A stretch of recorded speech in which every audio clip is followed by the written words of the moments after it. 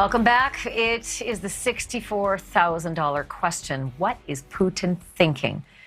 Will he use chemical or, God forbid, nuclear weapons to accomplish his goals? Very few people know the answer to these questions because they haven't lived Putin's life. They haven't received Putin's training. But a few people have. Jack Barsky is one of them. He spent more than a decade working as a KGB agent, just like Vladimir Putin. But unlike Putin, he was stationed in the U.S., posing as an American for 10 years, a computer programmer, feeding the Soviets our information. After he was caught, he became a resource for our counterintelligence agencies, and he lives now in the United States as an American citizen. He's the author of the book Deep Undercover, and he's the focus of the podcast, The Agent. Jack Barsky, thank you so much for being on the show. I really appreciate it. It's good to meet you. I have so many questions, so we'll start with this. Do you think the KGB prepared Vladimir Putin for the presidency? The answer is a absolute no, N-O-H.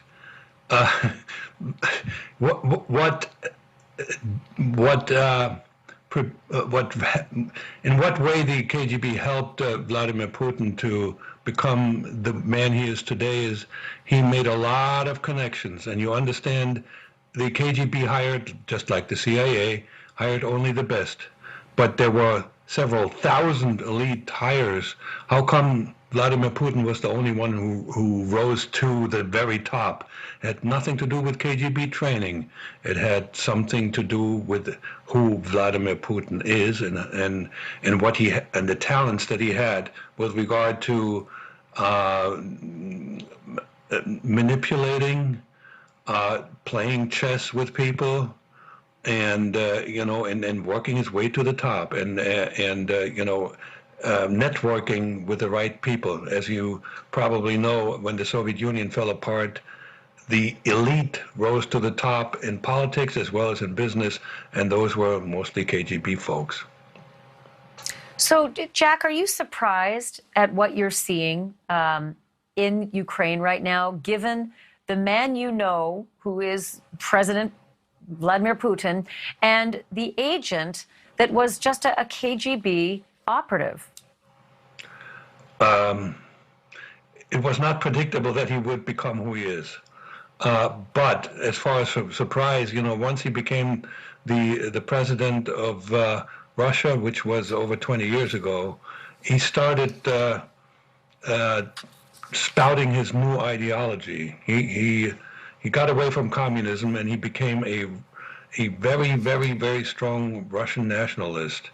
And early on already, he started talking about rebuilding the Russian empire slowly but surely. Initially, the talk was very soft, but most recently, about a year ago, there was an essay published in Soviet media with his name under him, and he was very, very strong about it.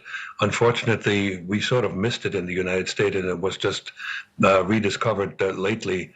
It was a slow, very methodical process in the direction of what he is doing now. He is convinced that some higher power has selected him to restore the greatness of Russia that actually never was, only in his mind. So do you mean to say that he sees Russia not like the rest of us think he sees the Soviet Union? I mean, most people say he's trying to rebuild the old Soviet Union. You're saying that's not the case. He wants Russia, old-fashioned Russia. He runs Russia. He talks about the Russia of it sounds like he wants to go back to the Middle Ages, to the myth of Russia, to I'm looking for this word here. What is not the Tsarist Russia? We're talking Nicholas and Alexander. You're talking even earlier than that. Yes, as you probably know, Russia was officially founded in the city of Kiev in 1822. It was called the Rus, and that united all the and at those times, sort of the Russian people that included Poles, that included Ukrainians, Russians, and very quickly that construct was invaded from the north, from this by the Vikings, and then from the east by the Mongols, and then from the south by the Turks, and later on from the west by Napoleon. And so the configuration of the Russian-speaking people constantly changed, and eventually it resulted in a number of republics of the Soviet Union and now independent countries. And Vladimir Putin thinks he wants to recreate, and now I found the word, I'm sorry, an Orthodox Russian empire. So let me change gears to a little bit about you and the work that you used to do, because I'm just fascinated by knowing that you were that guy that we always knew was there but didn't know was there. How do I know, Jack? How do I know who in my neighborhood, who in my town, who in my state is a Russian spy? You wouldn't, but you understand that folks like me were very rare.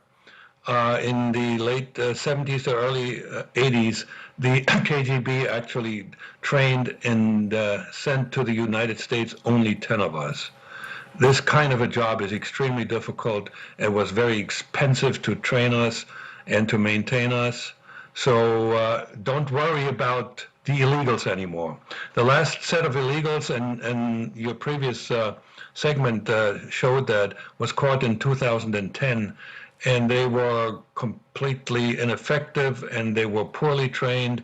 And I don't believe that the Russians are sending illegals anymore. The new way that they are doing the spying has a lot to do with the fact that there's a lot more openness between the United States and Russia than there was between the Soviet Union and the United States. And there's a lot more fluidity. There's business going on. There are students who come here, teachers, artists, and all kinds of people. And the Russian state knows who goes abroad.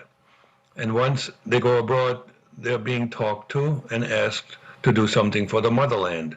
And so you get somebody like Butina, I think Maria is her first name, who was a rank amateur and got pretty far with the NRA. But I know that she was completely untrained because she used the internet to communicate with Moscow. So that's pretty. They're throwing a lot more actors at this thing, but they're not as well trained. Yeah, rookie mistake. I have only 20 seconds left, but I got to ask you, what was it like when you were caught? Oh, it was a horrible surprise because I thought I was really safe after 19 years. Wow. And there you are. You turned out to be one of the allies, and have helped ever since, and are an American citizen. Thank God. Hey, Jack Barsky, it's great to meet you, and I want to have you back. I could talk to you for hours. Thank you so much. Okay, I really appreciate this. No problem. All right, Jack Barsky. Bye-bye. His book is called Deep Undercover. His podcast is The Agent. And Spies in America. That's the topic of tonight's trivia question. How many foreign spies are operating in the USA today? Okay, I just want you to think about this for a minute, and then I want you to add at least 1 0 to your answer, and I'm going to give you the real answer after the break. Thank you for watching. Click the red subscribe button below so you can get more of NewsNation's fact-driven, unbiased coverage.